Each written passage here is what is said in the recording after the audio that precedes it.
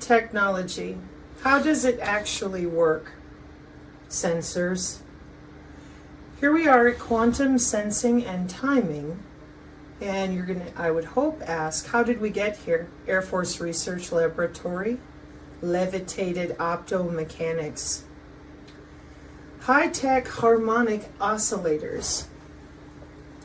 The Air Force Research Laboratory's Quantum Sensing and Timing Group seeks to use optically levitated nanoparticles to develop solutions for critical problems in navigation and communication. The focus is on employing cutting-edge physics to develop sensors that are functional in a wide variety of situations. Regions of higher electric field density attract polarizable objects. Our group uses this phenomenon to attract and contain micro or nanoscale particles in the focus of a laser beam. These trapped particles will behave like a near-perfect mechanical oscillator, achieving quality factors exceeding 1 billion. Furthermore, optical interferometry can be employed to resolve the particle's position to within 1 picometer in only 1 second of data acquisition, enabling levitated nanoparticles to measure accelerations and zeptonewton forces. The Air Force Research Laboratory's research focuses on using levitated nanoparticles to sense inertial forces and electric fields. Our team is developing accelerometers that can be modified in real time to suit various operating environments and advancing electrometers that can scan across a wide range of frequencies. This is SOSA, MOSA, OSA, folks, the sensors that are in use by all 5 branches. This is also bioelectromagnetics, the one we always talk about there on the NIH with the biofield. How else would you be working with all these electric fields and electromagnetic fields? These are sciences, and these are sensors. And this is yet another example of these sensor technologies in use. So our team is developing accelerometers that can be modified in real time to suit various operating environments and advancing electrometers that can scan across a wide range of frequencies. The team also models and simulates these systems to understand the complex interactions between light, optogenetics again, and microscale matter. Yes, yep. So this is just another example. So then I came over here to quantum sensing and timing. Quantum sensing and timing is a field of research that uses quantum physics to develop technologies that can precisely measure time, acceleration, and gravity. And then when you click on Show More, you've got navigation, imaging, industrial application, and clocks. These clocks can be used in banking technologies, telecommunications, and navigation systems. So then I click on Images, and I have Unjammable, Sat-Navs and the Quantum Sensor Revolution, Autotech News. Okay. May 21st, 2024. The modern world depends heavily on GPS satellites to navigate, but too often access to them is lost or even jammed. This creates a significant risk to safety in multiple industries, especially aerospace, but also automotive and consumer electronics. Following the world's first successful flight demonstration of quantum navigation technology in May 2024, there's BAE Systems again, Kinetic and Inflection. This article outlines the power of quantum sensors. The quest for more reliable, precise navigation and timing technology solutions is now driving significant interest in quantum sensors and atomic clock technology. Quantum sensors use quantum phenomena to enable highly sensitive measurements of many physical properties. They can measure time, atomic clocks, magnetic field and current, gravity, angular motion, single photons, and more. Emerging quantum technologies within the quantum sensors market are also benefiting from the growing hype around quantum computing and quantum communication technologies, particularly given their applications for cybersecurity. To date, the most common method to accurately determine one's position in the local time is via data from the Global Navigation Satellite System, GNSS. For example, the U.S. military's Global Positioning System, GPS. However, there are environments where access to GNSS data is restricted. This can be a result of highly mountainous terrain blocking signals or spoofing by a third party. Precise navigation systems are under increasing pressure to remain reliable in GNSS-denied environments, Global Navigation Satellite System. Continuing to navigate when triangulation capabilities are lost depends on accurate measurements of distance traveled, direction, speed, and time. Existing motion sensors, gyroscopes, and local oscillators, clocks, don't have sufficient accuracy for precision navigation. The promise of quantum sensors and atomic clocks is that they are fundamentally much more accurate than traditional approaches, so much so they can provide local access to precise inertial navigation systems without your GNSS and your GPS. How's that possible? Sosamosa osa, biosensors, sensors in the air particulate, sensors on the ground, sensors in the soil, sensors in the water, sensors. Network-centric warfare, made up of networks of sensors. Wireless sensor networks watch bodies. Biosensors can often be embedded in bodies.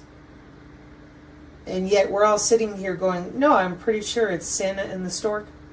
Atomic clocks and cold atoms. For example, all clocks measure time using some form of resonator or oscillator. For hundreds of years, clock technology has improved in accuracy, progressing from measuring how many hours had passed to minutes, seconds, milliseconds, and so on. This increase in sensitivity has depended on access to higher frequency oscillators.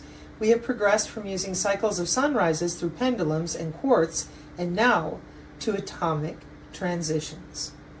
There is now a range of atomic clocks that use high-frequency oscillations between atomic energy levels commercially available, as well as others under development aiming to offer even higher accuracy measurements of time from players such as Microsemi, Teledyne, Inflection, and more. Similarly, quantum gyroscopes can use the sensitivity of quantum properties such as spin to determine rotation with a higher degree of accuracy. Others are even investigating the potential of quantum gravimeters and quantum magnetic field sensors for mapping and navigation applications. There are multiple hardware approaches to manufacturing quantum technology for a variety of sensing applications. The method championed by Inflection in the recent flight demonstration, BAE, is ultra-cold atoms. Lasers can be used to trap atoms, which makes their energy levels so low it has a cooling effect. In this state, the quantum properties of the atoms can be manipulated to make precise measurements.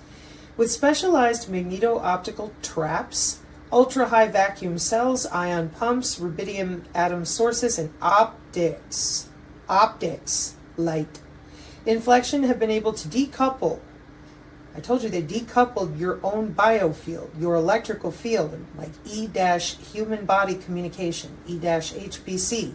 They decouple electrical fields as a matter of their sensing and network technology. Inflection have been able to decouple measurement of position from the environment completely and contribute to omitting the dependence on GPS to navigate within a plane. To date, many quantum sensing technologies have remained too large or expensive to be adopted for mass market navigational needs. For example, some cold atom technology still requires a rack-mountable form factor, still impressive for quantum but less competitive with classical technology. However, as well as showing progression towards readiness for the aerospace sector, quantum technology may also be on track to be miniaturized even further. Many applications, including precise navigation, are targeting chip-scale fabrication in the long term. This could coincide with the adoption of autonomous cars in the next 10 years. We're at Autotech News, by the way, which would represent a key high-volume use case for such a product. Here, navigational precision of a few centimeters is essential, but size, weight, power, and cost are also a high priority. Moreover, within dense urban environments, many smartphone and wearables users commonly struggle to navigate using apps, Google Maps, due to loss of GPS signal, and many users may well value a higher precision solution in the future. God forbid you teach anybody to read a map. We don't want them doing that. Overall, while quantum sensors can seem somewhat niche today, their mass market potential should not be overlooked, as early adopters in aerospace began to demonstrate the value of quantum technology. Other markets, particularly automotive, are likely to follow in the future. As quantum sensing innovations continue, perhaps in the future, we may all find ourselves with unjammable sat-navs in our cars and pockets too. So, quantum sensing and timing, and we started with the Air Force Research Laboratory with levitated optomechanics using nanotechnology. And when we look up quantum sensing and timing, we went to Autotech News, and up at the top you can see entanglement, quantum computing, quantum technology, magnetic fields. This is why continuing to push on those of you lying about human anatomy, our biosphere, and the sensing technology we're actually using is so necessary, because when it comes to the different ways that we're dealing with people's legitimate biology, they don't understand that any of this is real. And they definitely don't understand how it actually works, and it's being used on their actual bodies. Okay? So, AC quantum sensing protocol for gradient detection, a timing diagram. What do we see? Microwave, mechanical oscillation, magnetic field, and a laser. Okay, so more math, right? Quantum sensors based on spin defects in diamond have recently enabled detailed imaging of nanoscale magnetic patterns, such as chiral spin textures, two-dimensional ferromagnets, or superconducting vortices based on a measurement of the static magnetic stray field. Here we demonstrate a gradiometry technique that significantly enhances the measurement. So when I talk about the ambient sensing, and that's what they're using, under your skin, on your skin, around your skin, okay? These different quantum sensors have multiple ways that they report with satellites. CubeSat, Internet of Space Things. Plasma polaritons and all the other stuff that Achilles and his metamaterials are working with is so that they can see at the nanoscale and manipulate cellularly at the nanoscale for all of their transhumanism, nanotheranostics, precision medicine, etc. So, when we scroll down, we also have distributed quantum sensing with mode-entangled spin-squeezed atomic states. Quantum sensors are used for precision timekeeping, field sensing, and quantum communication. Comparisons among a distributed network of these sensors are capable of, for example, synchronizing clocks at different locations. The performance of a sensor network is limited by technical challenges as well as the inherent noise associated with the quantum states used to realize the network. For networks with only spatially localized entanglement at each node, spatial light modulative payload, the noise performance of the network improves at best with the square root of the number of nodes. Here we demonstrate that spatially distributed entanglement between network nodes offers better scaling with network size. A shared quantum non-demolition measurement entangles a clock network with up to 4 nodes. This network provides up to 4.5 decibels better precision than the one without spatially distributed entanglement and 11.6 decibels improvement as compared to a network of sensors operating at the quantum projection noise limit. We demonstrate the generality of the approach with atomic clock and atomic interferometer protocols. in scientific and technologically relevant configurations optimized for intrinsically differential comparisons of sensor outputs. November 2022 in Nature. Okay. It's very important to continue to establish, for those of you that just want to stick your head in the sand and pretend that these are not jobs and sciences. And I hear it still, I don't believe in atoms, I don't believe in viri. Okay, well, we need to be more real about how this stuff actually works. Well, Sabrina, I don't understand. What is Hamiltonian and all that? Right. This is all the math that they're using to mess with your cell structure by shaking your cells around using nothing more than light and sound. That's why it's so dangerous to keep blind to everybody, because you're not getting rid of this. Now, let's go into the quantum communications, because that's where we're headed with dark fiber, right? Yeah. Key distribution, clock synchronization, random number generation, and quantum networking. How are you running your current AES up that is post-quantum secure allegedly to 2050? Clocks and timing. All right, we will be coming back to that. There we go. Big data at war. Operations forces. We're at the Modern War Institute. There you go. Big data at war. Special Operations Forces, Project Maven, and 21st Century Warfare. August 25th, 2020. During the Iraq War, America's Special Operations Forces demonstrated a remarkable capacity to innovate to accomplish a mission for which they were not prepared, finding and dismantling al-Qaeda in Iraq's network of secret cells, which served as the backbone of the insurgency. It did so by developing new operational methods to uncover and eradicate a critical mass of AQI's mid-level commanders and managers, the linchpins of those secret networks. In Iraq, Special Operations was able to adapt to this unexpected mission through organizational transformation, interagency collaboration, and the adoption of cutting-edge software applications. So Samosa, Osa, CMOS, and FACE. This turned Task 714 into an intelligence-driven organization capable of analyzing and exploiting big data through state-of-the-art data integration tools. Since the United States withdrew from Iraq in 2011, SOCOM has continued to innovate, adapting to an ever-changing war zone in the second decade of this century. And most recently, SOCOM and its subordinate commands have played important roles in the DoD Pathfinder effort to employ AI and machine learning in the fight against ISIS, al-Qaeda, and their geographically dispersed proxies. Designated Project Maven, this effort's initial objective is to automate the processing, exploitation, and dissemination of massive amounts of full-motion video collected by ISR assets in operational areas around the globe. Remember, we're 4 years ago at the moment. With a yawning scarcity of human analysts, so we just didn't have enough people to sort through the burgeoning amounts of imagery intelligence, a combination of AI and machine learning presented an ideal solution. So put the AI in charge. And they did. Specially trained algorithms could search for, identify, and categorize objects of interest in massive volumes of data and flag items of interest. They're tools, folks. It makes sense. A bunch of databases, right?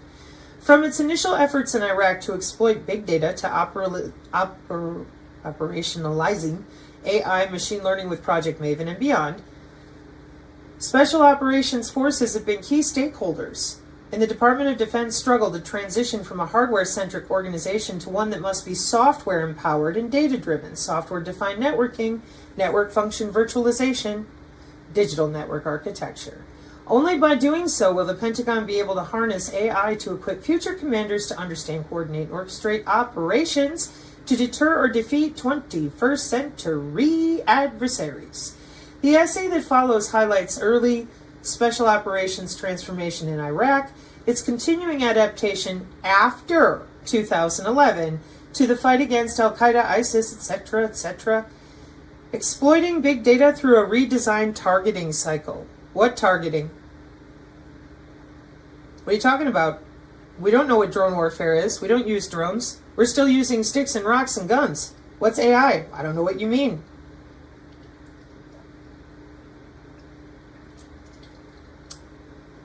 Isn't it something? Back in 2011, they knew exactly what it means. Isn't that something? As analysts encountered mammoth flows of big data, they took two approaches to exploit data. First, bring in more analysts to Iraq to comb through the data, an unsustainable solution in the long run. Second, began building massive organized databases that would allow them to amalgamate disparate forms of information to query, now called multi-int data fusion. At the time, it was revolutionary. Yeah, because we're once again going back in time to 2011 to talk about what we're doing today that you still won't talk about. Burgeoning UAV platforms. As Al-Qaeda's affiliates grew in the late 2000s, a new approach in how to execute counterterrorism operations gained traction. In 2008, Defense Secretary Robert Gates established an Intelligence, Surveillance, Reconnaissance Task Force to expand the role of unmanned aerial vehicles in the fight against extremism. 2008. This resulted in considerable growth in drone platforms. Unmanned aerial vehicle. Those would be drones. Okay, it's just another acronym to describe drones. And they became a crucial counterterrorism tools in 2008. And that's why when I read about Pentagon Directive 3009, which is autonomous drones that have been running since 2012, I thought it would be a discussion. Why? Because of what I'm reading you right here at the Modern War Institute about how well known all of this is from Desert Storm in Iraq.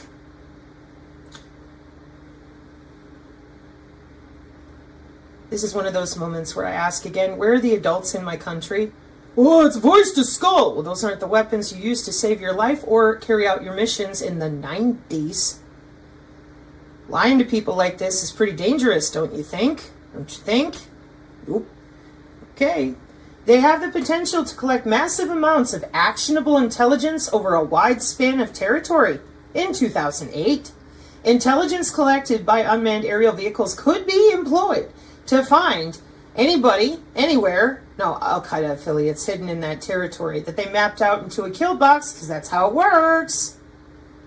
With all the databases that they were collating together. Again, there's a process here. This is engineering. So, with few boots on the ground, sensors became a key capability for waging that fight. You mean those things that allegedly we can just take a pill and they'll go away?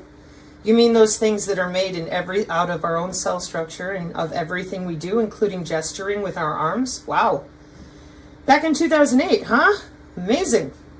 With few boots on the ground, sensors have become a key capability for waging that fight. The expanded unmanned aerial vehicle fleet provided a potentially exceptional alternative to troops. These platforms carried an array of sophisticated sensors that could collect massive amounts of imagery and other geospatial data to expose physical features and activities taking place in specific areas of the globe on a 24/7 basis. And those platforms and sensors became increasingly sophisticated in reconnaissance and surveillance operations in the 2010s. Full motion video collected by UAV platforms grew exponentially in the early 2010s. Full motion video of a drone flying over your home grew exponentially 14 years ago. Understanding what this encompassed can be stupefying. No shit. For example, one estimate noted that in 2011, UAVs sent back over 327,000 hours, or 37 years, of full motion video footage. By 2017, it was estimated that the video U.S. CENTCOM collected could amount to 325,000 feature films, approximately 700,000 hours, or 80 years.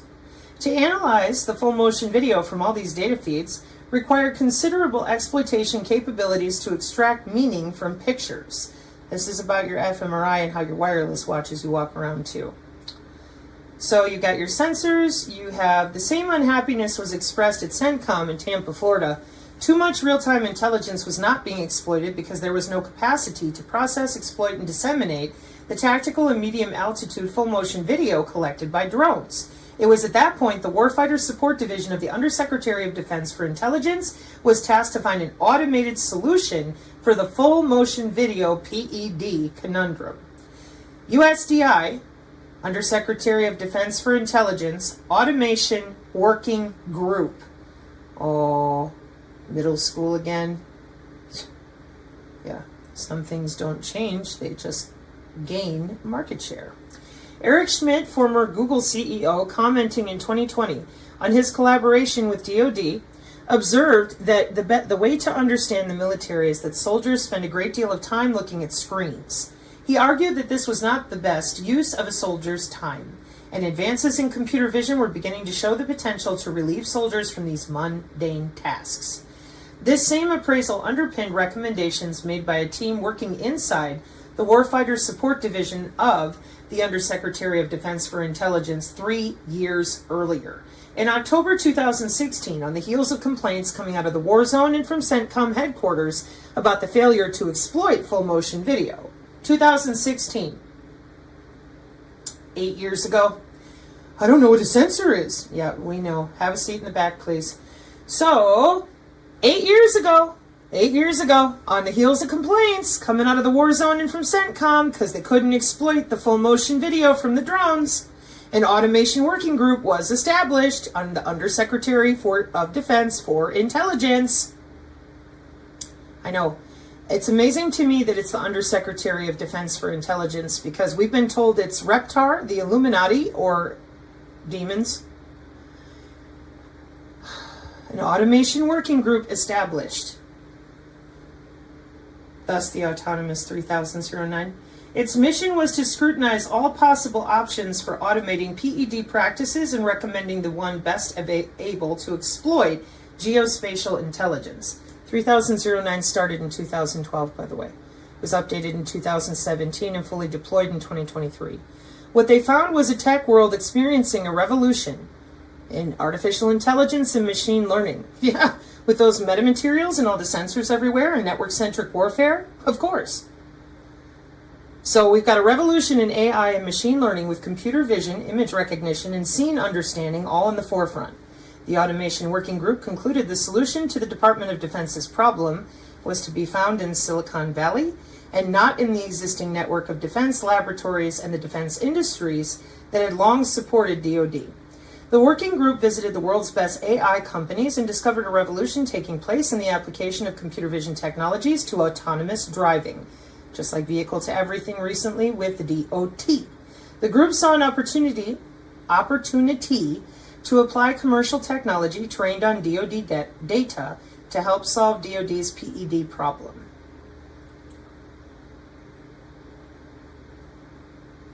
PED.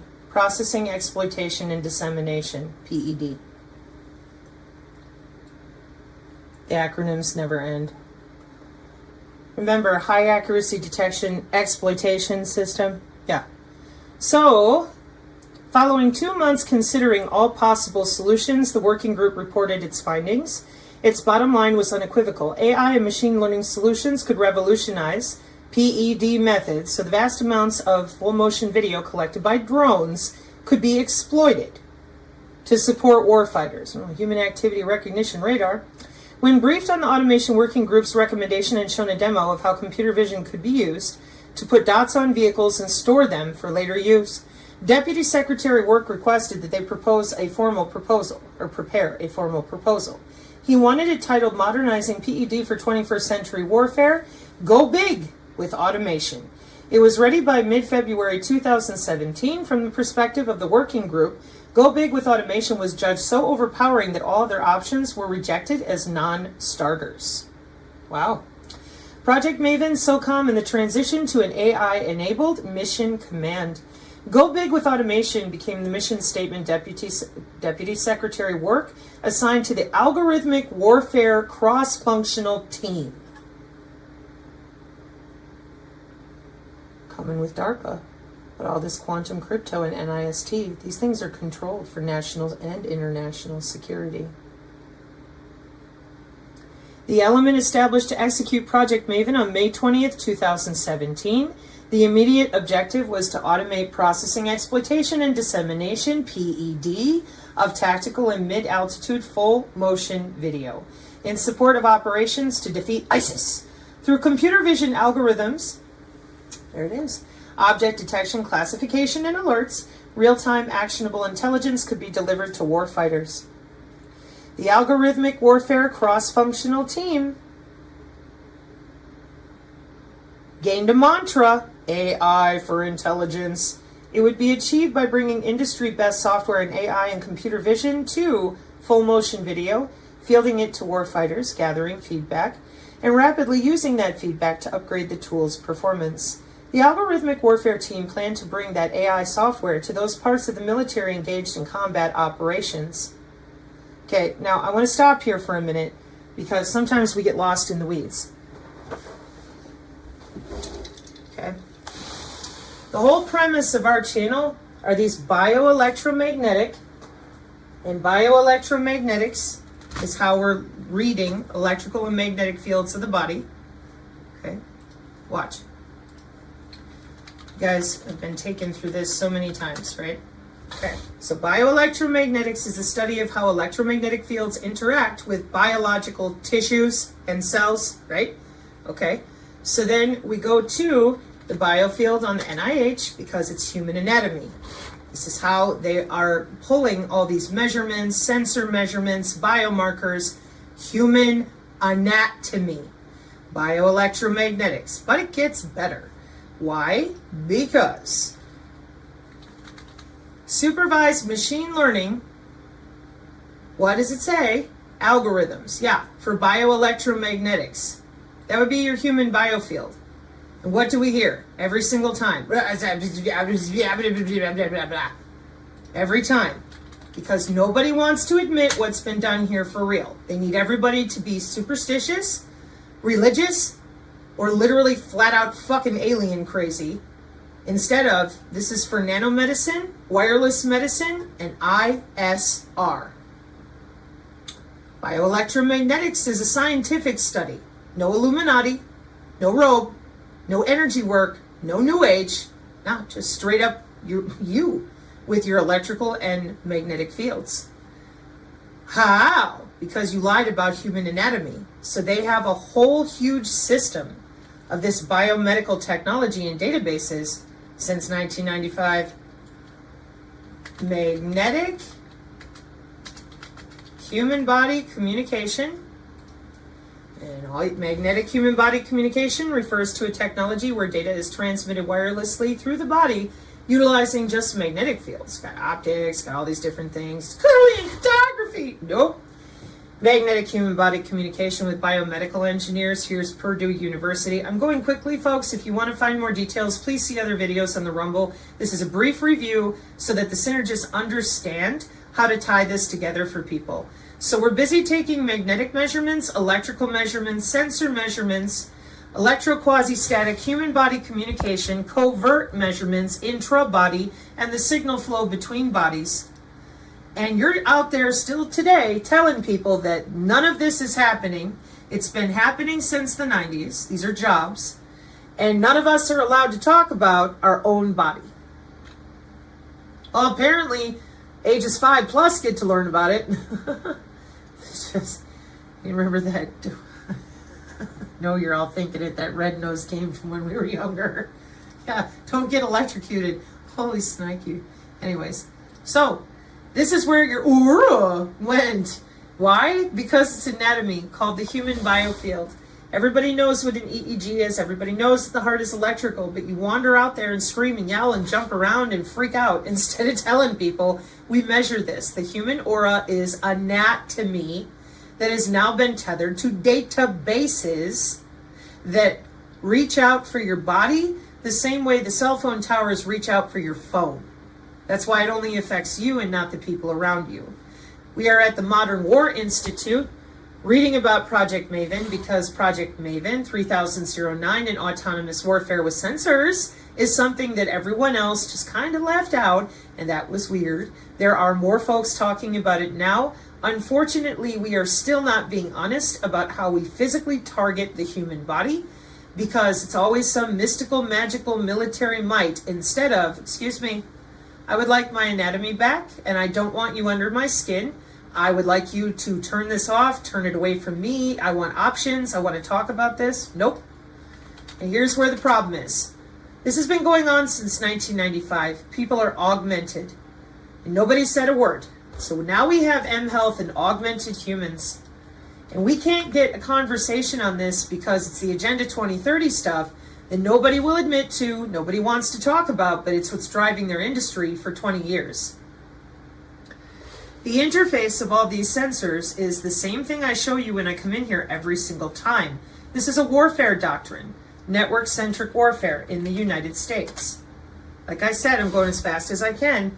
So we have a network-centric warfare doctrine. It's no longer the global information grid. She's called the DODIN.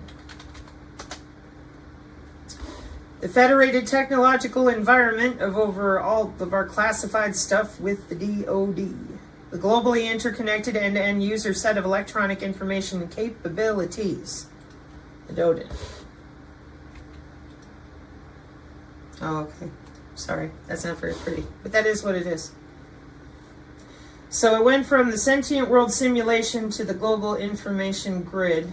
Here, hang on a minute. I think I know what I did wrong. Yeah, that's what I did wrong.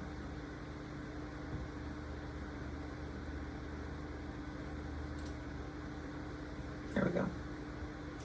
Joint Force Headquarters, Department of Defense Information Network. Now, I've read to you guys the directive, but this is the official website of the United States government.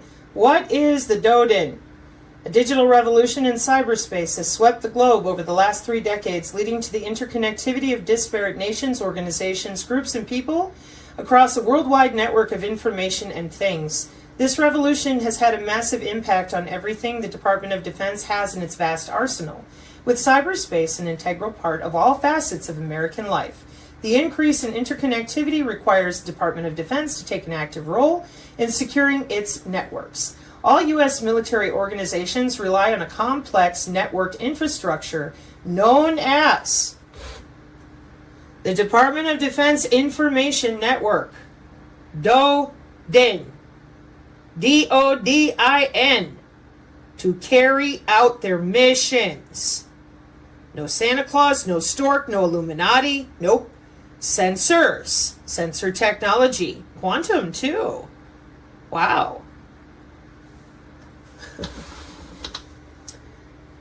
The DODIN is a federated technological environment of over 15,000 unclassified and classified networked and cloud environments around the world, managed by 45 combatant command services and DoD agencies. I think my video card is pretty pissed off at the moment. Just going to do that for now. Okay. And field activities. The DODIN includes all enabled devices such as cell phones and laptops, weapon systems, and the information collected, stored, disseminated, and managed for on-demand access by warfighters, policymakers, and support personnel. While the DODIN underpins all DoD missions and allows for unprecedented information sharing opportunities, it also attracts persistent threats from determined adversaries. So there's protecting the DODIN and all the different stuff that goes with it, okay? Now, I wish to go over this. I went over it once before, but I want to leave it here for those of you who are also watching who's telling the DODIN what to do in a different area. Chief Digital and Artificial Intelligence Office, the CDAO, and their scaling data analytics and AI capabilities called Open Dagger, which is open data and applications government-owned interoperable repositories, temporary databases, multi-vendor ecosystem, okay? And Open Dagger builds upon the momentum created by the Deputy Secretary of Defense's 2021 Creating Data Advantage memo, which included 5 data decrees for how the department would retain ownership of its data while maximizing data sharing. So, the department will initially leverage the Open Dagger ecosystem to support the data infrastructure and applications that support the combined joint all-domain command and control. This week, the department made awards on mission command applications for combatant commands. So during the September 2020 Get AI and Everything We Do, they talked about Tradewinds, and here it is, Tradewind AI. What is that? The Department of Defense platform for learning, acquiring, and delivering technology, brought to you by the Chief Digital Architecture Office, Chief Digital and Artificial Intelligence Office. So, these are some things that those of you out there that have had a really difficult time communicating with people about the problems we're trying to deal with here. We have our intelligent infrastructure. the foundation of ARPA-I, same ones that built your internet. It goes well beyond transportation and will be the brains of our economy, providing advanced city services, resilient and carbon-free economies, closing the technology divide, enabling autonomous systems, and most important, securing data for people, cities, and governments, creating millions of new jobs and economic growth nationwide. Billions of dollars are being allocated to integrated intelligent infrastructure that include public infrastructure network nodes. These are your corridor systems. Community of the future, corridor of the future, city of the future. Intelligent infrastructure enables Industry 4.0. We've already gone over this, but I'm revisiting it so you see how this goes together. The military damn well knows what they've been doing, and they know how to work with it. These are quantum sensors. We haven't even really dug into them yet, but there they are, of course. In the automotive industry, they're preparing for autonomous cars with the same exact quantum sensors. And as you can see, vision systems, Wi-Fi, cellular, GNSS, GPS, Iridium, STL, LoRa, LoRan, celestial nav, Vortec, radar, LiDAR, sonar, vision, map matching, crowdsourcing, and the Department of Transportation has already approved all this. This goes to when I told you they're going to take your car keys away. It's not a joke, and I'm not trying to be a bitch. I'm warning you that if you don't talk about this for what it is, and it's already built, so there's no way to turn it off or get out of it. But with the amount of people that don't understand what is going on here, my concern is that this is what they're going to do. See, look, we're all going to be in flying cars. Okay, listen, this technology is coming with a hefty price tag from the past, but let's talk about the hefty price tag for the future. I don't want anything under my skin talking to my body. And I would love to have a floating car, but not at the cost of my body being scanned like this constantly, and my fridge can lock me out of it if the AI decides I don't need that sandwich. This is not okay. It's not human. It's disgusting. And to continue on lying to everyone about where the money is for all this stuff. And anytime those of us who remember what you said way back in 1983, you're crazy. Yeah, crazy like Cambridge.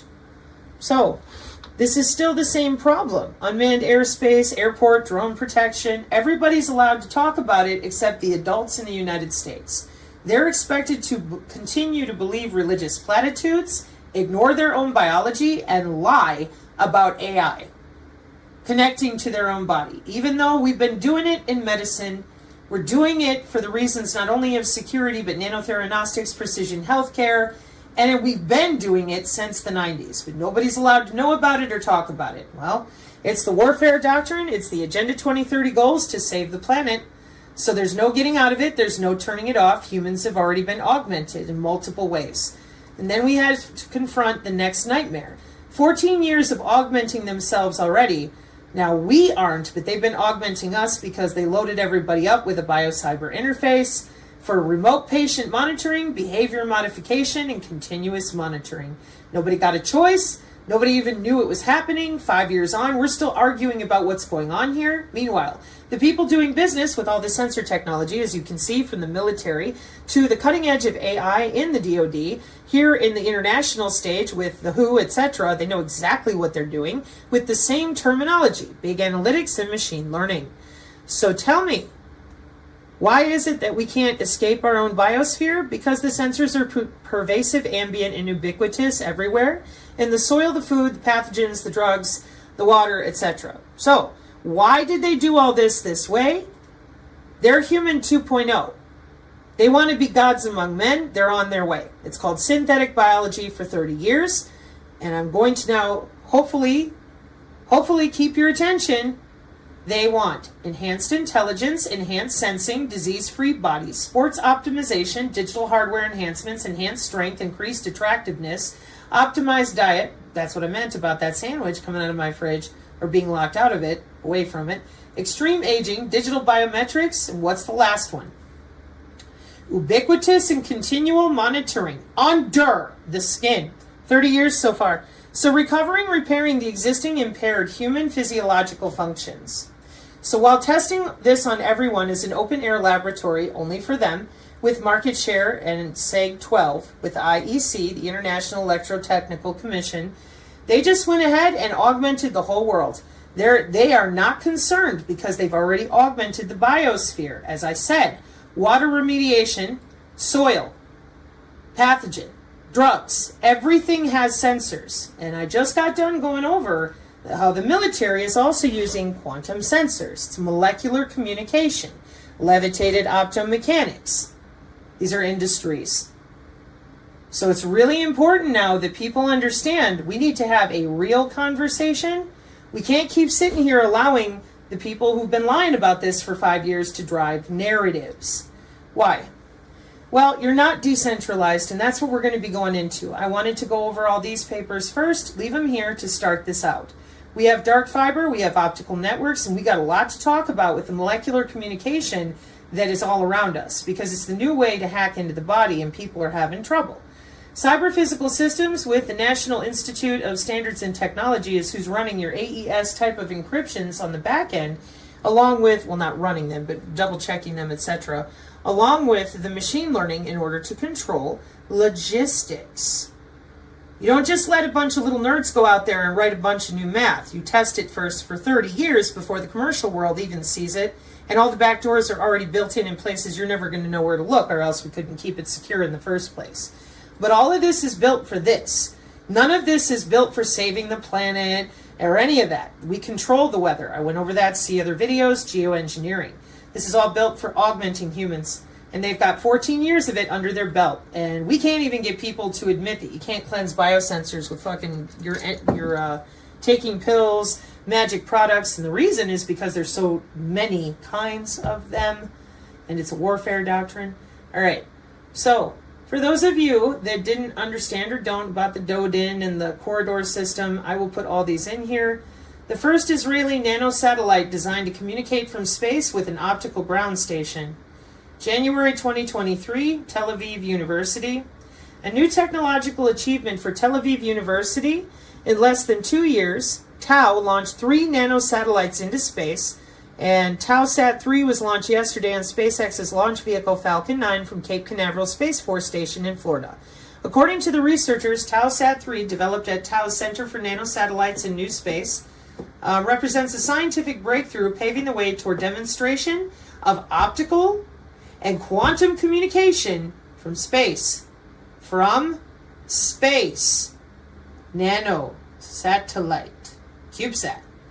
As of today, the Faculty of Engineering at Tel Aviv is the leader of new space and building nanosatellites and is a focal point for students, school children, research centers, and industry in this field.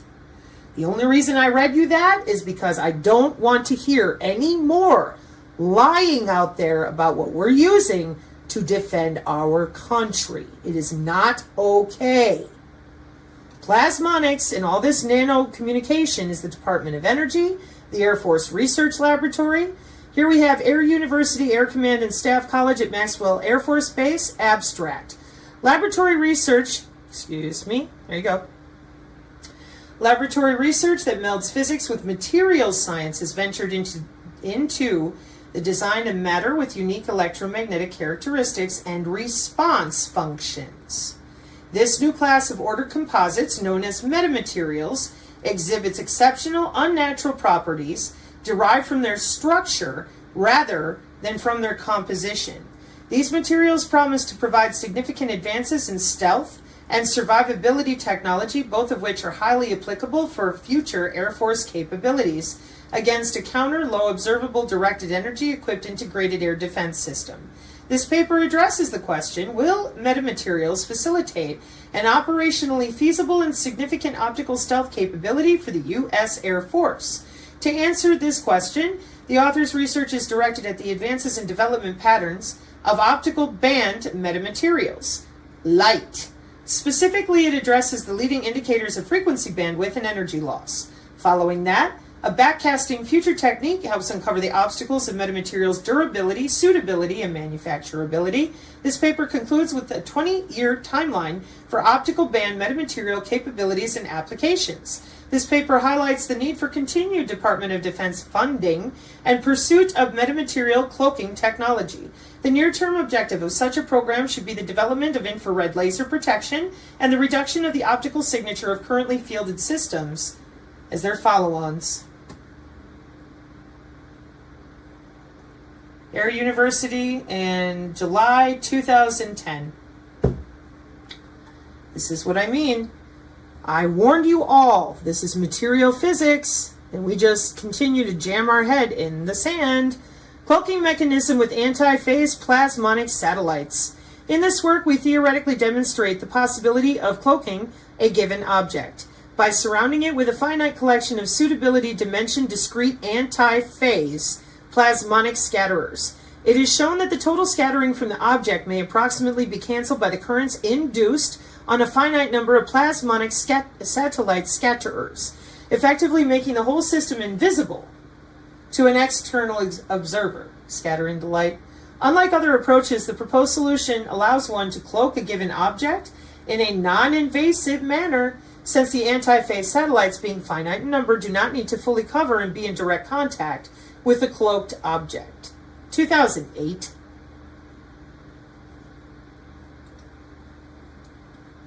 Geometry of the problem: a system formed by a dielectric cylindrical object and an anti-phase plasmonic scatterers, so-called satellites, illuminated by an incoming plane wave.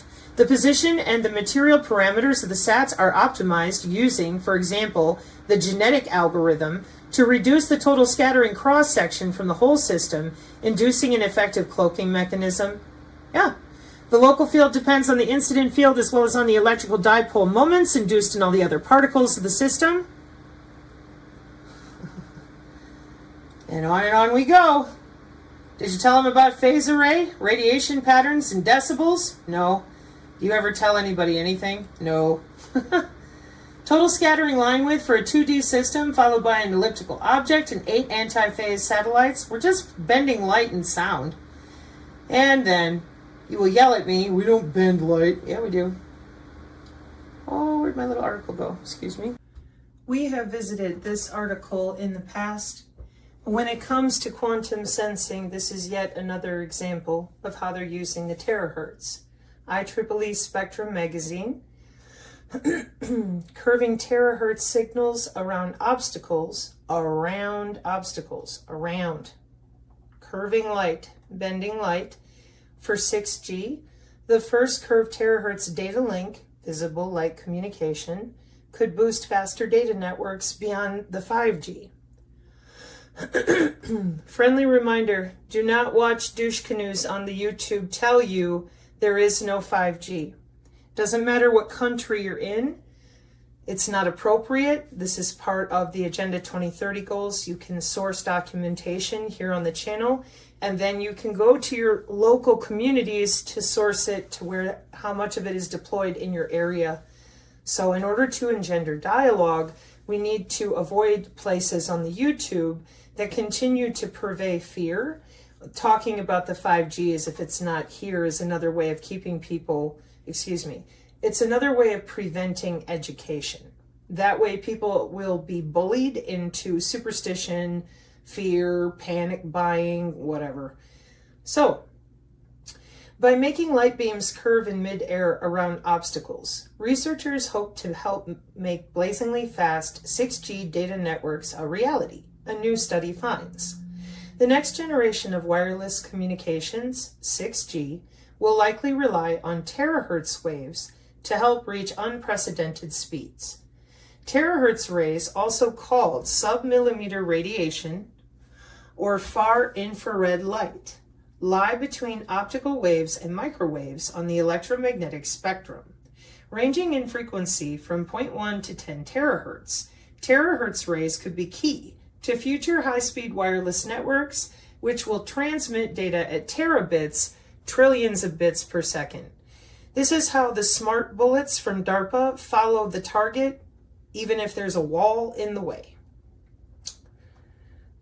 The data can be successfully delivered to a target even if there is an obstruction that partially blocks the view of the target from the transmitter. One major problem terahertz signals face is how they can be blocked by most solid objects. This means that unlike Wi-Fi, terahertz signals generally require a direct line of sight between transmitters and receivers. In the new study, researchers at Brown University in Providence, Rhode Island, and Rice University in Houston sought to avoid this problem by creating terahertz signals that followed a curved trajectory around obstacles instead of getting blocked by them. To be clear, we are not making photons travel along curved trajectories, says a professor of engineering. That's not what is going on here, although it might look that way. Photons generally move in straight lines unless they pass through areas where the fabric of space and time is warped by powerful gravitational fields, such as one created by a black hole. Instead, what we are doing is making a very carefully tailored pattern of straight light rays that collectively interfere to produce an intensity pattern that follows a curved trajectory. Previous research first produced such curving beams with visible light communication, visible light in 2007. Subsequent work also generated curving beams of terahertz light. What we did was show that one can load those beams with digital data and send the signal around obstacles. The data can be successfully delivered to a target even if there is an obstruction that partially blocks the view of the target from the transmitter. How do terahertz signals seem to curve? The scientists developed a transmitter that can produce a variety of patterns of terahertz rays. When an obstacle blocks one pattern, the transmitter adjusts to send data using another pattern to keep the communications link intact. When we started working on this project, it was not obvious to me that it would work. So maybe the most surprising thing was that it did. In order for this new technique to work, the distance from the transmitter to the receiver has to be small enough so that the receiver is in the near field channel, 4 centimeters. What field are you near? If it's a machine, could be something else. But if it's biological and human, it's the human biofield with the near field channel. Biofield Wikipedia. For a typical current wireless data system operating at roughly 3 gigahertz frequencies with an antenna about 10 centimeters across, the near field extends only a few dozen centimeters, too short a range to prove very useful. But things are very different if we use higher frequencies, such as terahertz frequencies. For the same 10 centimeter transmitter antenna, the near field at a frequency of 300 gigahertz extend tens of meters away. This means that it becomes relevant and useful for typical Wi-Fi scenarios. This new strategy does not solve all blockage problems terahertz signals may face. There are some real physical limits to what can be done here. For instance, the amount of curvature is limited by the size of the transmitter. So for a given transmitter, you cannot make any curve you want. Future work can explore how much terahertz signals may curve and how far away they may reach. In addition, the researchers want to see what effects curvature might have on bandwidth. When sending data at high data rates, one requires a broad bandwidth. That means your signal is composed of many different frequencies. What if each frequency follows a slightly different curved trajectory? We call this effect curvature dispersion. In the worst case, this means that your receiver will miss some of the transmitted frequencies because they curve the wrong amount. We need to understand the impact of this effect in more detail. So in 2007, Dimitrios curved light beams suggesting this new research might have imaging applications as well. When you want to avoid regions that are opaque, I can see this approach providing advantages. Professor of Electrical and Computer Engineering in Physics and Astronomy at the University of Southern California, Los Angeles, who did not participate in this study. So, this is the kind of stuff between the DARPA Biological Technologies Office and just, it's everywhere. So, Quantum Information Science, the National Institute of Health Office of Data Science Strategy. Quantum information science is an emerging field that harnesses the power of quantum mechanics and information sciences to build innovative technologies, including quantum sensors, networks, and computers. that are capable of new speed, precision, and functionality. Quantum sensing technologies in particular are gaining importance with several near-term, real-world applications on the horizon in biomedical research. There are emerging prototype quantum sensors, such as diamond nitrogen vacancy color sensors and optically pumped magnetometers, which are shown to have improved accuracy, stability, ultra-sensitivity, and precision, and can be operated at reduced costs and power as compared to current methods using classical physics.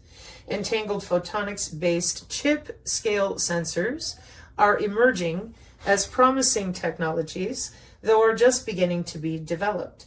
Many of these prototype stage and emerging sensing technologies have yet to be explored in biomedical use cases. Through further technology development and optimization, these novel sensing technologies can drastically enhance our current biological imaging and sensing measurements, which provide unique opportunities and capacities to understand biological phenomena and advance clinical translation, the use of research outcomes in patient care settings.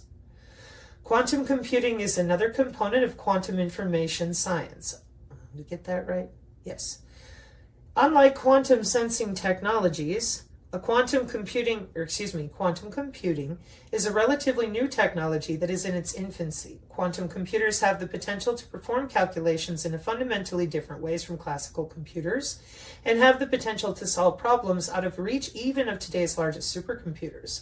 Current quantum computing advancements focus on the types of quantum processors and increasing their qubit capacity while reducing the degree of computational errors, which can be addressed using novel quantum error correction methods. Further research and development in hardware, software, and algorithm development will enable use of quantum computers in a wide range of biomedical data science fields. Digital twins.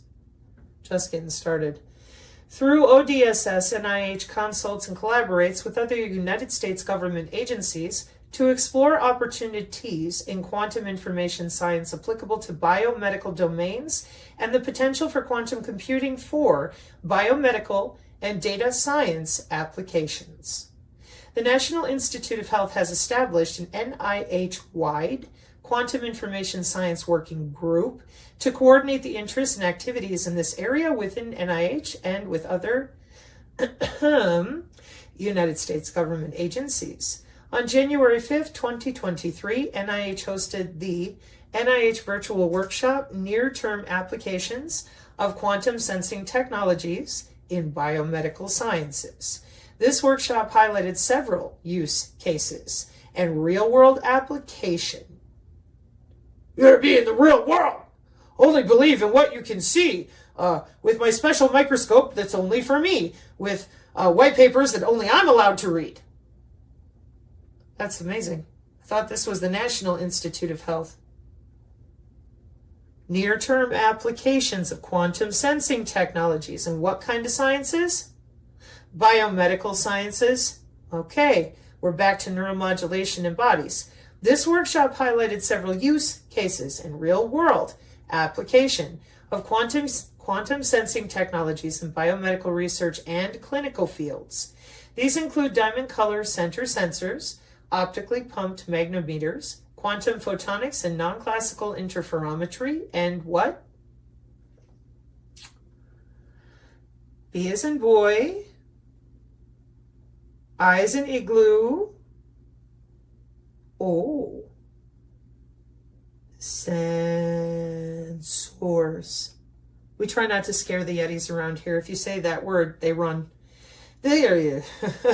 These incredibly accurate and sensitive quantum sensing technologies have potential to improve biomedical imaging, healthcare diagnostics, with or without a drone over the home, drug delivery, wireless or not, and novel therapeutics. You can watch the recording here. Ooh, clicky, clicky.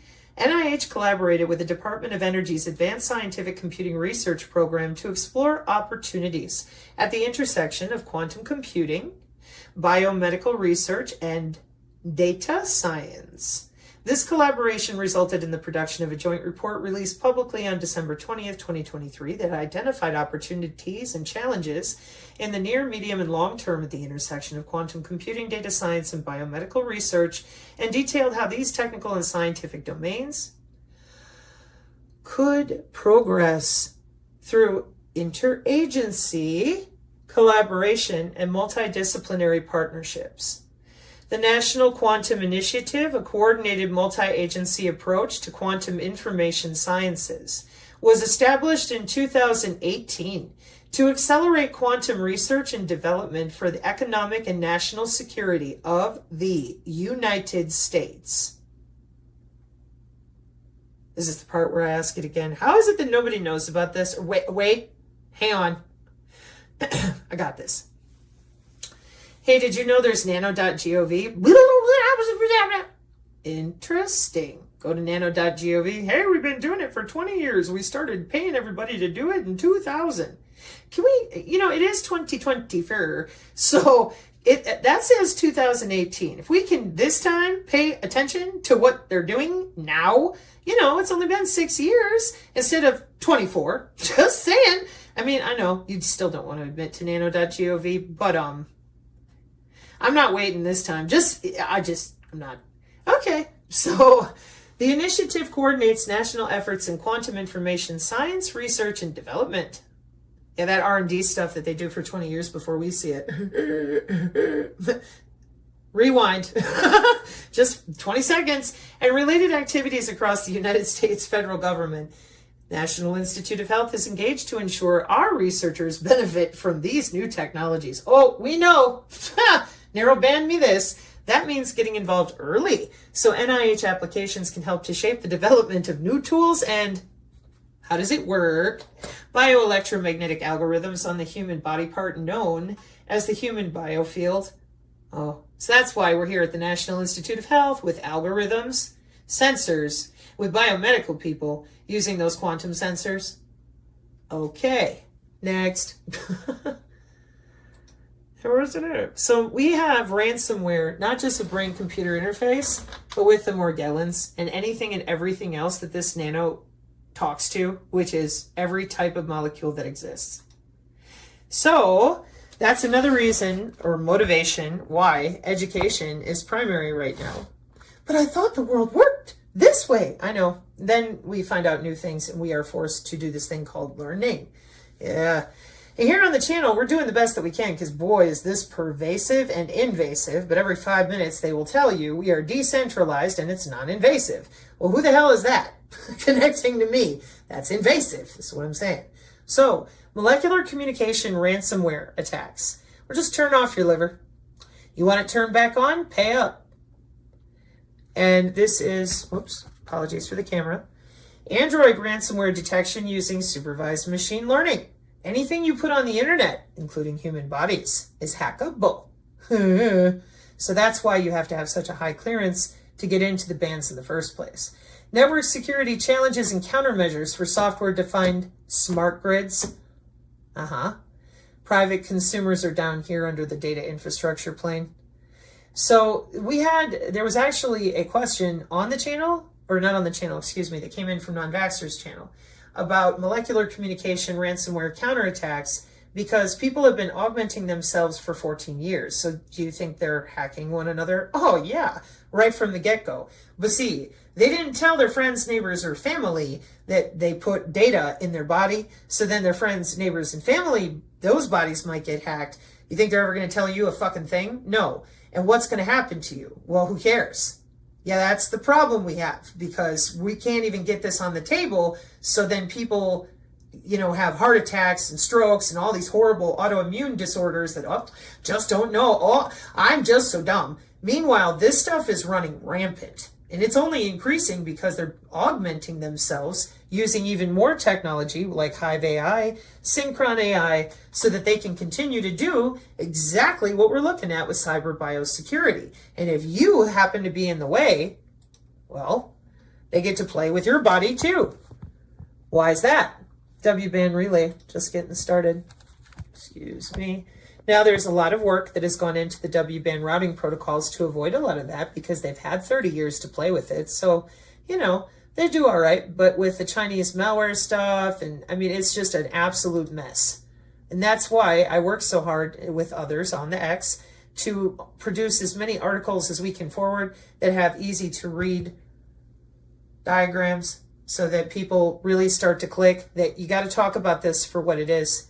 Analysis of consumer IoT device vulnerability quantification frameworks. Physical layer. Lack of proper encryption, weak or hard-coded passwords, weak authentication, insecure ecosystem, unnecessarily open ports, lack of secure boot process, insecure firmware, insecure outdated components. See, you're thinking, and I would be too, your Wi-Fi, but that's going to be up here as well as here, okay? Because watch what I mean by that. Here's your body area network. That is a Fitbit.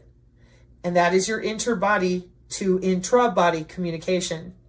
And then the other way that they watch all the signals on people with human activity recognition, there's your video. So at the physical layer, we're at the biomarkers in your skin again. So there's no getting out of this. Because as you can see, this is a layered technology. It's a tiered effect. You're connected to everything. Blockchain and the Internet of Things, enabling secure and decentralized. All that means is that they follow you everywhere you go. That's decentralized means that instead of having to be physically tethered to your Wi-Fi, like we used to have to plug a landline with a telephone into the wall, then we got wireless and cable modems, okay? Now we're using bodies. So decentralized, all it means is that you can get up and walk around and leave your Wi-Fi. They follow you everywhere. That's not what you tell people. You tell people, oh, we're free of what? Your personal Wi-Fi? Because now they're under your skin? Good job. All right. So molecular communication, ransomware, counterattack stuff. Here you go. Here's some searches for it. And I want to put this in here. Stop ransomware guide from cybersecurity and infrastructure. Again, I'll leave the search here for you. It's been on the X for a while. Ransomware on cyber physical systems, taxonomies, case studies, security gaps, and open challenges. So there's your searches. And now here's a solid paper that goes over the tracks involved. That's the one I was showing to you with the locks on it. With the rise of cryptocurrencies like Bitcoin, ransomware attackers found ways to anonymously collect payments at scale while hindering authorities from tracking financial flows. Some ransomware operations run on ransomware as a service model, similar to legitimate service as a service businesses, with platform developers affiliates conducting campaigns, supporting infrastructure and revenue sharing agreements. This professionalization has fueled ransomware industrialization and exponential growth. Pardon my nose. While traditionally focused on typical information technology systems, ransomware attackers have expanded capabilities for information communication ICS environments over the past decade. The proliferation of ransomware as a service has also lowered skill barriers to paralyze critical infrastructure like water, manufacturing, and healthcare delivery. However, most ransomware affecting industrial facilities still relies on conventional propagation approaches after an initial compromise, lacking custom OT capabilities. Nonetheless, the expanding attack surface, that's a computer networking pen testing term, the expanding attack surface, that means that when we're looking at defending the network, we are just adding in all these areas that they can get in, and so the surface of where they're attacking gets bigger and bigger. We are expanding the attack surface due to IT-OT convergence, provide greater opportunities for ransomware penetration into mission-critical systems. Once inside ICS environments, even traditional ransomware can inflict severe availability and safety impacts. Okay, so ransomware incorporates several key components that enable deployment, encryption, extortion, and payment collection. Installer, initial code the placement ransomware onto victim systems via distribution vectors like phishing, exploits, physical media. Often includes deception tactics, reconnaissance modules, components that fingerprint victim environment to map assets, pathways, and high-value targets to maximum damage. human activity recognition radar. Propagation agents, functions that allow lateral movement between systems to expand infection blast radius using remote execution. Credential theft, fileless scripts, evasion modules, routines for disabling security tools, antivirus reporting mechanisms, and backups that can block ransomware operation. Encryption engine, robust, symmetric, like advanced encryption standard, and asymmetric. RSA encryption algorithms for scrambling files, disks, and systems to deny access. Ransom graphical interface, visual ransom notes with payment instructions, threats, and decryption procedures for victims, created in formats like HTML, RTF, PNG. Command and control, communication protocols allowing ransomware to contact attacker infrastructure for key management, configurations, and updates. Cryptocurrency modules, components for generation of payment addresses, wallets, and transaction tracking to handle ransom transfer logistics. Decryption framework. Decryption software provided to victims making payments to restore locked systems, may be single-use or universal, and wiping modules and destructive strains, routines that destroy data irrevocably after encryption or system manipulation. Now, we got DNA sequencing, we have brain-to-brain, we have DNA steganography, we have smart vehicles, medical devices. 3.1.3. Cyber and physical capabilities have been incorporated to improvise medical devices with an aim to deliver better health care services. These medical devices are designed to serve the patients by being implanted inside the patient's body or worn by them in the form of wearable devices. Such devices are smart and they have wireless capabilities to communicate with other devices. This communication is being provided by programmer, required for updating and reconfiguring the devices. Wearable devices more helpful in tracking minor activities of the patients. 3.1.2 Smart Grid. Despite the long-standing use of power grids, the SG represents the subsequent evolution in electricity generation equipped with advanced features. This next-generation grid offers economic and environmental viability at a local scale, on a local scale, empowering consumers with improved energy usage management. On a broader national scale, it augments control over emissions, global load distribution, and contributes to energy conservation. Industrial SCADA, etc. These are cyber-physical systems, of which we are included as human bodies. Everything is connected to the IoT. This is a massive article because it includes the taxonomies, case studies, and gaps, and all the different things they do. With the DNA steganography too, because remember, the original query over here is about malware trying to turn your liver off. And that's why here on the channel we keep talking about this, because people don't even know that they are connected to the cloud through their medical devices or not.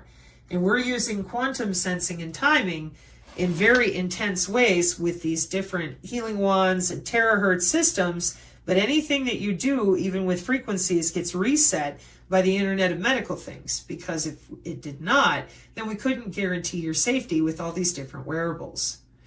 So now we're going to take a look at the role of 6G, in advancing smart city applications, opportunities, and challenges. Mobile communication networks in the last few decades have witnessed phenomenal development. The enormous capabilities of 5G technology have brought rapid growth in numerous emerging applications such as virtual reality, the Internet of Everything, immersive communications, AI, machine-to-machine communication, etc. The large-scale commercial deployment and continuous progress of 5G mobile communications have made the Internet of Things application scenarios in smart cities more diversified, but it is now constantly revealing its limitations. For example, the upcoming level of virtual augmented reality, extended reality, and holographic communication will demand super high data rates in the Tbps range with extremely low latency that cannot be fulfilled by 5G communication, even with the use of the new frequency bands. Apart from limitations in data rate and latency, the demand for massive connection density to meet the demands of users in densely populated urban areas and industrial equipment will soon surpass the capacity for which 5G was originally designed. But it doesn't exist. That's how it gets better all the time.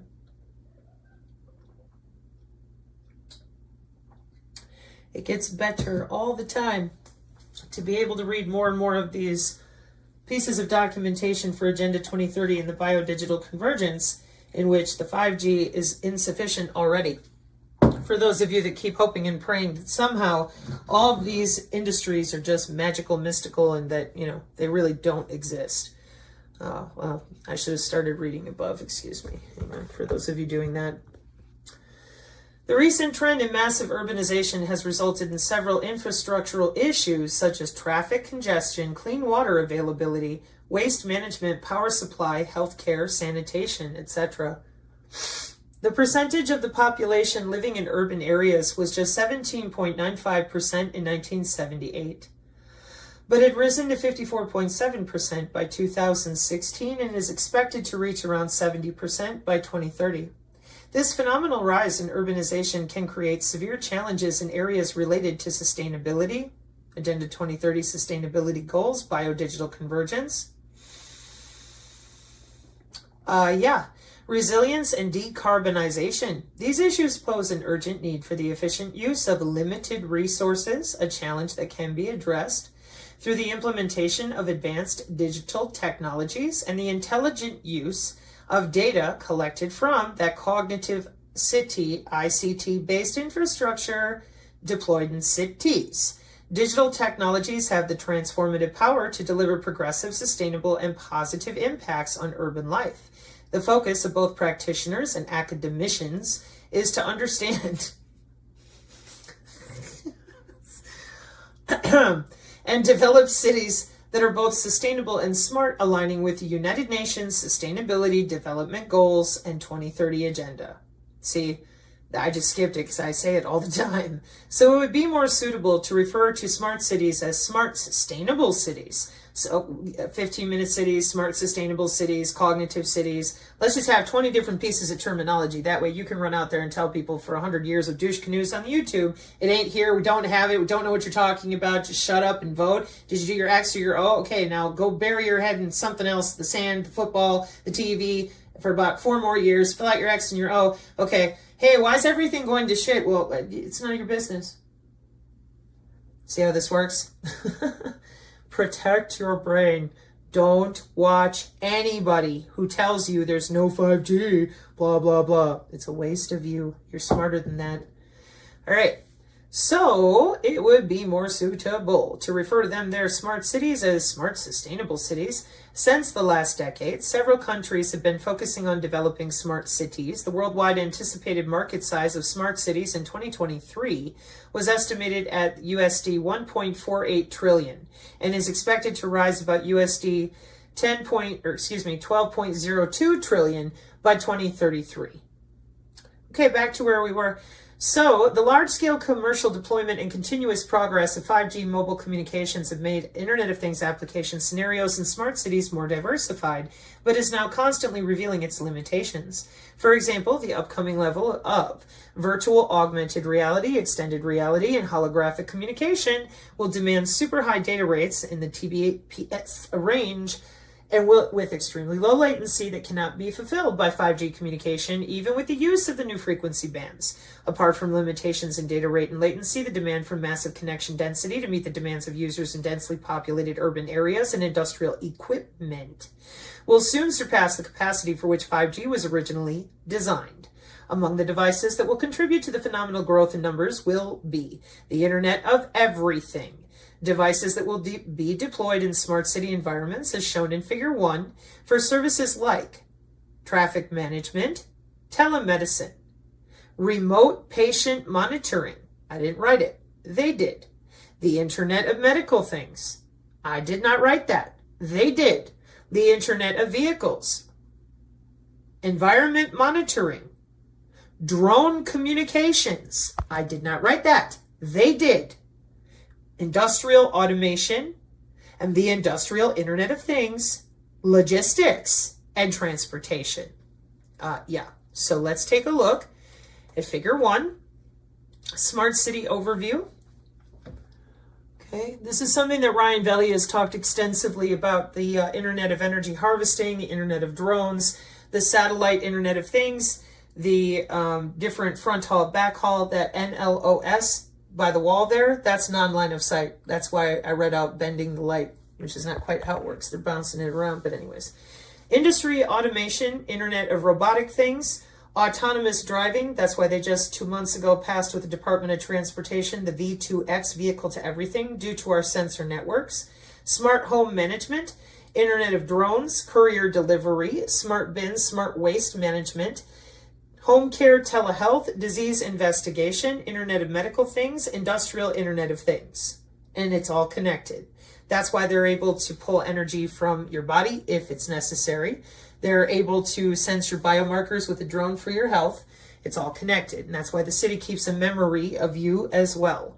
Device to device communication, device to infra communication, infra to cloud communication. Okay? So,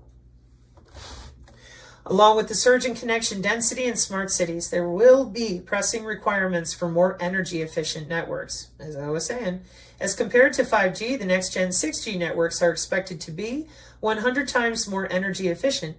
Additionally, there are a number of services and applications that demand global coverage, extending over ground space and underwater, along with high precision positioning and pervasive intelligence. There's your surveillance again.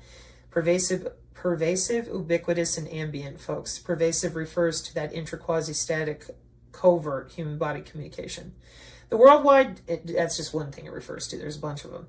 The worldwide data traffic generated from mobile devices is projected to surge by 55% each year through the period from 2020 to 2030, and it's expected that in 2030, the monthly data traffic will surge to 5,016 exabytes per month. Also, subscriptions for mobile and machine-to-machine devices will increase to 17.1 billion and 97 billion respectively by 2030. The massive data handling capability, along with the above-mentioned requirements, particularly in the smart city paradigm, cannot be completely fulfilled by 5G. In order to address such limitations, researchers are now aiming to develop the 6th generation of mobile cellular systems. With the use of 6G technologies, smart cities can leverage a wider range of advanced applications, for example, in autonomous vehicles, e-healthcare, smart grids, and water and waste management. In addition, 6G can open the door to a host of new applications, such as immersive gaming experiences, augmented reality, holographic communications for grandma and grandpa that wish they could see a real person, and virtual reality, because everybody else is immersed in living out their World of Warcraft fantasy permanently. And we've absolutely sterilized as many people as possible for decades now, so we're good to go. The International Mobile that's sarcasm, people. The International Mobile Telecommunications Draft, IMT-2030 6G, has defined 6 usage scenarios. Out of these 6 scenarios, 3 are extensions from IMT-2025G, namely EMBB, MMTC, and URLLC. The 3 additionally added usage scenarios are ubiquitous connectivity, integrated sensing and communication, and AI and communication. To support these 6G scenarios, non-terrestrial networks, along with conventional terrestrial networks, will be required to enable extended coverage and mobility. Unmanned aerial vehicles can be equipped with onboard base stations, the blimps that will have the big flat phase array on the bottom of them and act as a base station temporarily and then change again to provide mobile connectivity. They are easily deployable and have a strong line of sight links, which makes them highly suitable for SC applications such as an emergency deployment. So what did I just say? Additionally, AI, cloud computing, and mobile edge computing will seamlessly provide 6G-enabled SSC to address the challenges of centralized cloud-based scenarios. Mobility-enhanced edge computing will become a vital element of 6G technology, allowing data to be processed locally and thus avoiding long-distance data transmissions, which improves latency, saves bandwidth, and reduces security risks. 6G networks will be more human-centric. Human-centric. I didn't write it. They did. So a greater focus will be on privacy, security, and confidentiality. Damn. Anyways, so flowchart representation of procedural steps associated with the PRISMA approach. Preferred reporting items for systematic reviews and meta-analyses. Method. To retrieve relevant research records from databases. That's their favorite thing, is endless databases. Well, that's how it all works together, you know. So, let's see. The general layout of a possible smart city architecture, as shown in Figure 3, can be depicted in 4 layers. The sensing layer at the bottom, the transmission layer on the second level, the data management layer on the third, and the application layer at the top. Now, this right here, nerds, please watch, because the physical layer is the skin. And you're so damn adorable. You got your little Fitbit there, so everybody keeps believing that, none of this is happening. Where's the human body? Well, in human activity recognition radar, every single thing that you see down there in IoT actuators and sensors is interconnected with the biosignal taxonomy that we show here on the channel for your gestures and everything, literally everything you can think of. Hang on a second. I think I have it open.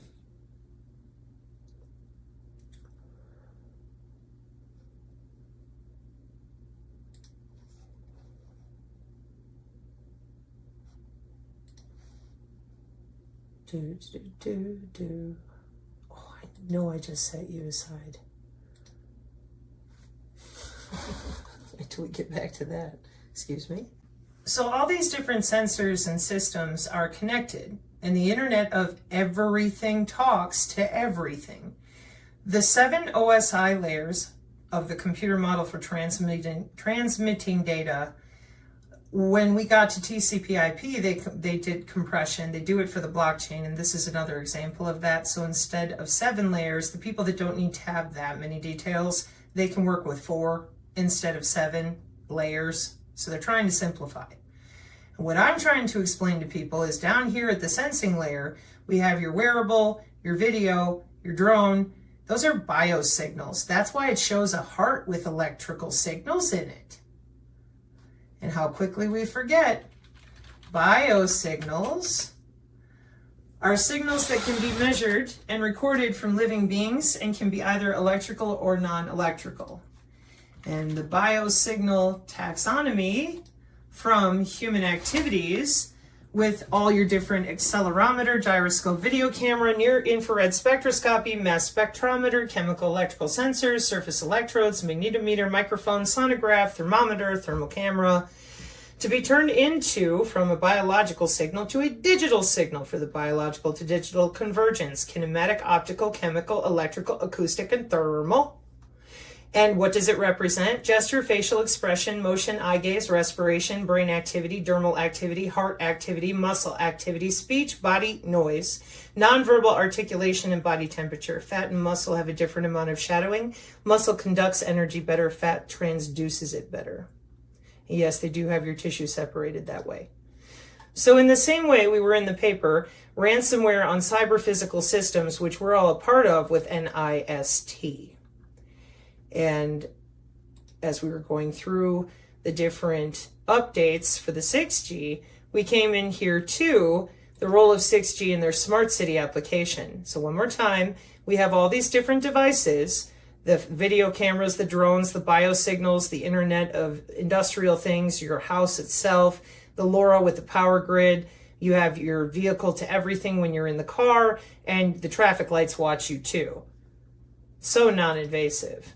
The human activity recognition system for radar, video-based, sensor-based, radar-based, RF-based, environmental sensor-based, wearable sensor-based, smartphone sensor-based. What are we watching? Different types of human activities: static activities, stand or sit, dynamic activities, walk or fall, activities with postural transition, static to static, static to dynamic, dynamic to static, dynamic to dynamic. Yeah, they have no idea how to watch people inside their own homes. Oh, no. Not a clue. Human body, nodes and sensors. Point cloud features, feature extraction. It does say algorithm. Yeah, it always does, by the way. And where we're headed is into what this is here with these neural networks and how they connect to the digitwin. Now, y'all have seen this paper multiple times. A radar-based human activity recognition using a novel 3D point cloud classifier. And all that means is that's the wireless watching you and adjusting your feature values. Yeah, it's an integral part of these sensor systems and the Internet of Everything, and it's already here. Sensing layer. This layer consists of physical components such as sensors and devices. These are used to collect large volumes of data from a diverse range of applications and gadgets such as smartwatches, surveillance cameras, home appliances. I told you, Your fridge is watching you. Vehicles and medical devices. So I encourage you to read through this because there's a bunch of data here, especially for the nerds. So that, see, there's V2X right there. Section 3, 6G Smart City Applications, V2X, just like the Department of Transportation told us. And above it, the Internet of Things and the Internet of Everything, the terahertz quantum computing, AI, ISAC, okay? So, moving on, there's your sensors. Now, the Internet of Bio-Nano Things with the 6G terahertz IEEE. We're on the Facebook. How come they get to post it, but you guys always disallow the synergists, especially Dawn? 6G is poised to transform communication technology, building upon the advances of the global 5G rollout. 6G adoption will unlock a new level of connectivity that not only improves bandwidth, but also drives innovation and accessibility with the help of AI and Internet of Things technologies. AI and machine learning end-to-end, expanded verticals, optical wireless coalescence. What's that about? Stick with me, you'll find out. It's coherent optical routing. There are converging IP networks with optical only. No radio frequency, just bodies, light, and sound, and data all around in the form of all these sensors. That's how your fridge is able to be so intimate with you in ways you never wanted, and how it locks when you go to it because the AI says you're too fat or thin or whatever. End-to-end cloud platform, new spectrum and topologies. So I will leave this search here for people as well, because when it comes to the millimeter wave and the terahertz processing, some people are interested, some they fall asleep, their eyes glaze over. That's okay. Here's a really cool LinkedIn picture, if I can get it to come up. No, thank you. 6G enabled smart infra challenges, opportunities, and sustainability, terahertz communication, optical wireless, massive MIMO, cell-free communications, quantum communications, blockchain, mobile edge computing, and of course, drones, because that never goes away. Okay, and now we are at terahertz intra-body biosensing with the IEEE. Terahertz sensors for next generation biomedical and other industrial electronics applications, a critical review. Developments of terahertz metasurface biosensors. Terahertz biosensor, molecular modes, non-altering terahertz wave, biological system, hierarchical orientation, shape and function. Let me get this a little bit zoomed in here for you. This is at Science Direct. And the metamaterial itself, how strong its coupling, chirality, and enhanced absorption. Advances in terahertz biosensors toward photon-molecule interplay. Now, what I do is I bring people through papers quickly, and then I will revisit them as we continue to add in what we're learning, okay? So this one is going to be on our bingo card.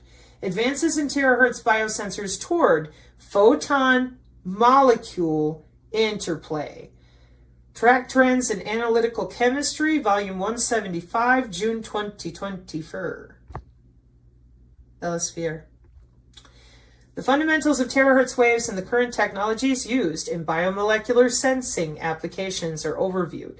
The distinctive features of terahertz biomolecular sensing techniques are discussed based on their unique characteristics. The latest advancements in terahertz biomolecular sensing using metamaterials are described in detail. The opportunities and remaining challenges for next generation terahertz sensing applications are outlined. Okay, so we'll be coming back to that. Now this one is the ITU-IMT 2030. For those of you that know, 2030 is already done, and that we're looking into the 6G is being deployed. There we go. Free 6G training, ITU-R Working Party 5D Workshop on IMT for 2030 and beyond. User experience data rate, area traffic capacity, peak data rate, energy efficiency. Yeah, so the technical details. Let me grab a different one here. I like this one better. Keywords in the presentations and mapping with IMT Vision 2030 and beyond.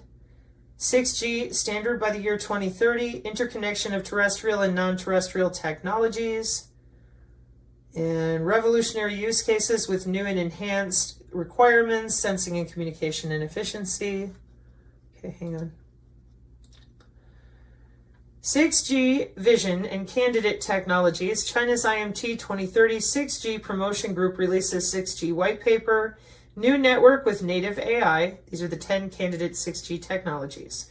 A new network with native AI. New air interface with native AI. New network architecture with native AI.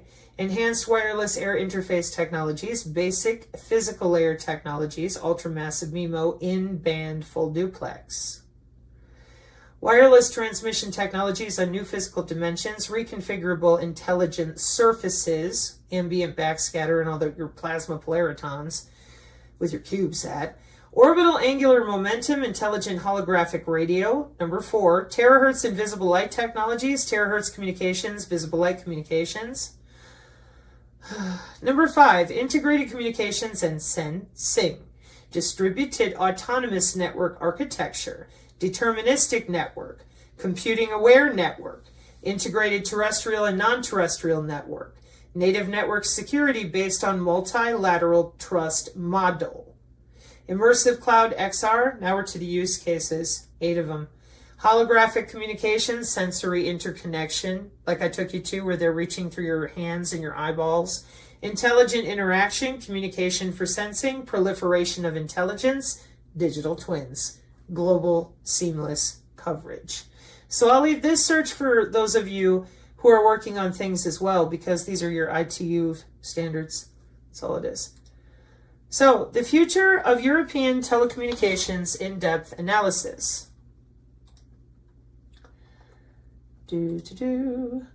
Market and economic regulation. Yeah, this looks like the entire thing. Telecoms, resilience and security. Sustainability goals. Okay. 166. Dear Lord. Because this is what we all want to be doing all the time while everybody just stares us in the face and gaslights endlessly. It's so disrespectful. It's so incredibly disrespectful. And that's why I keep begging people to talk about this like adults. You piss people off so bad as it is. Now you're just going to turn on them and just say, well, there ain't nothing else we can do because we've wrecked it for 50 years, so fuck you. Hoping that they'll go to war and fight each other some more. It's so incredibly gross. Just terrible human behavior, you know? Trying to have dialogue. Clearly we're not. Okay, hang on. Yeah, sustainability. Here we go. Yep. There we are. The contribution of ICT to greenhouse gas. There's your environmental ambient sensing as demanded by all their climate change complaining. Sorry, if you got weather control, it should have been handled not like this. ICT is not the primary contributor to environmental impacts in Europe or elsewhere. Hang on, let me double check that acronym. Come on, where are you at? Sustainability has been a key focus of the European institutions in recent years. 2019 communications on the European Green Deal and subsequent 2020 communications set out a target for European Union to achieve climate neutrality by 2050 with an interim target to reduce greenhouse gas emissions by at least 55% by 2030 from 1990 levels. In June 2021, the Council and Parliament adopted legislation that enshrines these objectives into Europe's first climate law. Available literature suggests that the ICT sector, I know what it is in telecommunications, that information communication technology to sustainability to change out air particulate. So it's got to be along the same lines. Anyways, hang on. Yeah, all the different sensors and technology. There it is. That's your cognitive CT. Let's see. In 1.3, sustainability targets for ICT. In this context, the European Green Deal communication emphasizes that the digital sector itself should be sustainable at its heart, and the Commission's digital strategy underlines the need for the ICT sector to undergo its own green transformation and proposes that by 2030, data centers and telecommunications can and should become climate neutral. The 2023 European Declaration on Digital Rights and Principles for the Digital Decade also includes commitments for member states to support the development and use of sustainable digital technologies. See, sustainable means we're using human energy instead of other types of energy too. Just keep that in mind. It's a tokenized bioeconomy. No, I am not being hyperbolic. Incentivize sustainable consumer choices and foster sustainable and responsible corporate behavior throughout the global value chain, blockchain of digital ledger technology of digital products and services. Promote the development, deployment, and active use of digital technologies with a positive impact on the environment, and promote sustainability standards and labels for digital products and services. So, responsible corporate behavior. Incentivize sustainable consumer choices. Well, when you get your universal basic income, you're only allowed to purchase what they allow you to. Goes with your DigiID too. All right. And this is where we break off out to West Point. So mark 536, amen, and we will continue forward with the quantum sensing and application.